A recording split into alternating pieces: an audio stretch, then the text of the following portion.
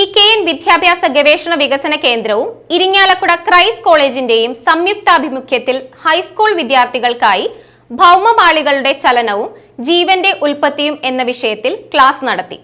Christ College geology വിഭാഗം assistant professor doctor Lindo Alappat class എടുത്തു. ഇരിങ്ങാലക്കുടയിലെ വിവിധ വിദ്യാലയങ്ങളിൽ നിന്നുമായി 100ഓളം വിദ്യാർത്ഥികൾ പങ്കെടുത്തു. ഈ ശാസ്ത്രത്തിൽ ഒരുപാട് തെളിവുകൾ ഭൂമിയിൽ അവശേഷിച്ചിട്ടുണ്ട്. ഈ തെളിവുകളെ നമ്മൾ കണ്ടെത്തിക്കൊണ്ടാണ് ഭൂമിയിൽ എങ്ങനെയാണ് ജീവൻ ആദ്യമേ സാധ്യമായത്, അതിന് വേണ്ട ചില സാഹചര്യങ്ങളൊക്കെ ഉണ്ട്. ആ സാഹചര്യങ്ങൾ എങ്ങനെ ഉണ്ടായി, അതെങ്ങനെ ഈ കാലഘട്ടത്തിലൂടെ ഉരുത്തിരിഞ്ഞ് മനുഷ്യരിൽ എത്തി നിൽക്കുന്ന ഇപ്പോഴത്തെ ഏറ്റവും മോഡേൺ ആയിട്ടുള്ള ജീവിതചാരങ്ങളിൽ എത്തി നിൽക്കുന്ന അവസ്ഥയിലോട്ട് എത്തിയെന്ന് നമ്മൾ ഇന്ന് ചർച്ച ചെയ്യുകയാണ്.